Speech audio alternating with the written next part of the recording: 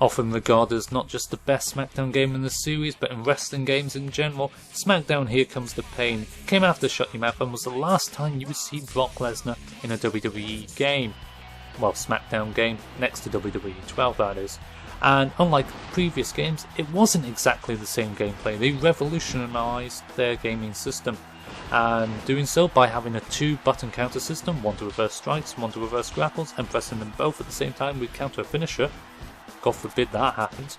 And it was very strategic. It was, they moved away from their arcadey style onto this more simulation based thing. But on saying that, you'll see further on in this lovely little part lots of crazy shit, and I'm not joking about that. You're going to see some crazy shit if you've never played Here Comes the Pain before.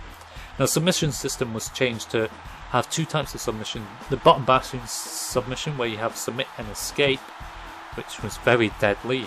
Whoever's the best button basher would win that. And regular old-fashioned submissions, where they would just say give up if you've done enough damage. Not cool, to be honest, but hey, it happened. A lot of unique reversal animations appeared into the game, and a lot more moves, but we'll discuss that later on. Here's John Cena, throwback! You can't see me, Eddie. Eddie can't see me.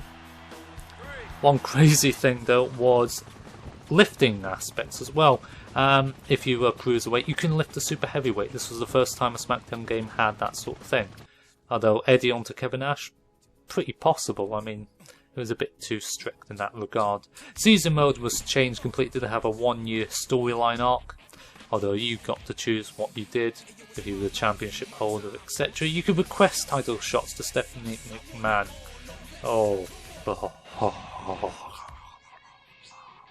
Sorry, gotta stop drooling.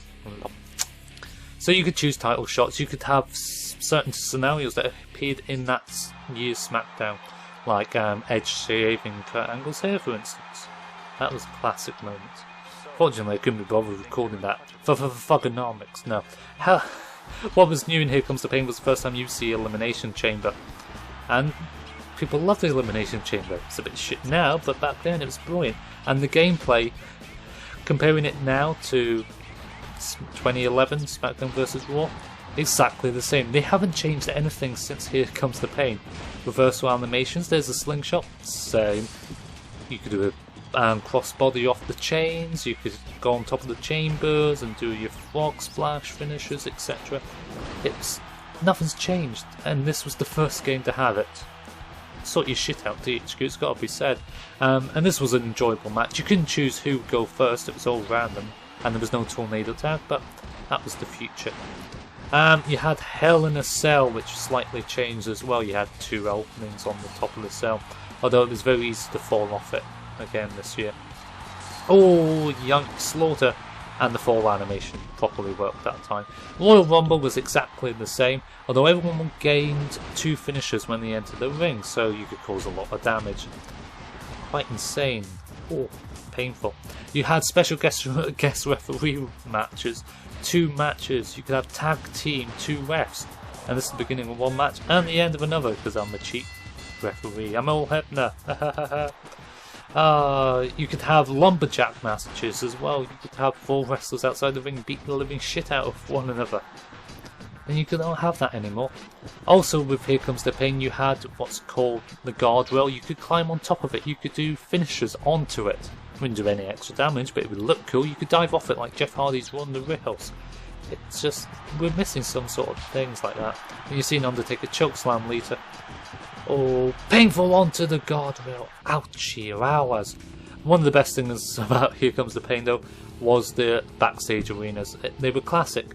Despite trying to be more realistic, they did some crazy shit, it's got to be said. There's the motorcycle with the burnt tracks. Orton moving boxes. Why? I don't know. There's even a Hell in a Cell in the backstage area, which you could put someone through it. I know. RKO! RKO! First time you see wow. RKO. Ouch. Yucky. Also, there was hidden areas in the gym. You could bounce the heavy thingy, what do you call, punch bag, that's the word. You could throw them into the showers and have a hot, steamy shower with Taker. Ouch. Or you could just run the treadmill to get your finisher really fast. Classic. THQ thought of everything, didn't they? Or you could go to Times Square and fly off the top and do crazy power bombs and crazy shit. And jump 50 feet in the air to get to the very top. Who knew what happens? Look, Eddie, how can you do such a thing? Froggy? No, Eddie, come on, think of it. No, not on the angle. Ouchie, wow-was. That's gotta hurt, it's gotta... Ladders and tables weren't destructible that much, see? Nowadays that would go through the table. Those Japanese tables, who knows? Oh, and you had elimination tornado tag tables, 6-man elimination tornado tag tables. You had captain fall matches. What made Here Comes the Pain so good is that they incorporated Japanese match types that WWE never used, but from a video game perspective were amazing. Greater Wrestler mode was massively popular and was the first time online where sites like caws.ws would post the codes or whatever to make your favourite superstar, like Keiji Muto, Great Muta, and Kenta Kobashi, and make guys like Hulk Hogan were originally in the game but taken out in the last minute, and Jeff Hardy, and numerous other guys like Ultimate Warrior. But the main thing was the moveset, and this is what stood apart from the other SmackDown games, is the amount of power bombs, the amount of suplexes, the amount of DDTs, clotheslines, and power drivers, and backdrops, and goodness knows what else. There were so many variations that each superstar's moveset did not feel generic, they all felt unique, unlike last year's 2011 game where so many people had to float over DDT. And why? None of them did it. Bloody Percy Watson's the only one that's done it in the last 10 years. Greater Taunt was back and it was even better than before. Where is it, THQ? Come on, THQ, you know you want to, and while you're at it, bring back the bra and panties matches. Not for me, but for the 12-year-old kids that need their just desserts that isn't from porn. Naughty, naughty. Talking of naughty, if this game actually had online capabilities, which it didn't, it would be very cheap for noobs. There was a hell of a lot of quick animations in the game, like the Bionic Elbow, the high knee, rolling drop kicks and the like. So it probably wouldn't work so well online, but who cares? If you were playing with your friends, it would make a damn bit of difference. It would be awesome. Entrances were awesome. The superstars on the roster were awesome. They had so many legends in the game, like Nikolai Volkov and the Iron Sheik, Hillbilly Jim, Sergeant Slaughter, Ted DiBiase Sr., amongst other greats. And it was just fantastic to play because you had a simulation base, but you also had the superhero-like arcadey stuff. Focused on their leg, and eventually they would limp. Focus on the head and they hold their head after taking moves, for instance. It was just a fantastic game. If you've never played it before, buy a PS2 for it. Buy the game cheap on eBay. Be probably cheaper than buying Skyrim, for instance. And we all know what pleasure we get out of this game compared to Skyrim, won't we? I'm not trying to be sarcastic there. Buy the fucking game. Subscribe for more WWE 12 goodness on my channel Backyard Gaming. If you haven't already, I post this on my channel before it goes up on Machinima, for instance. Please go like the video if you want to see more of it.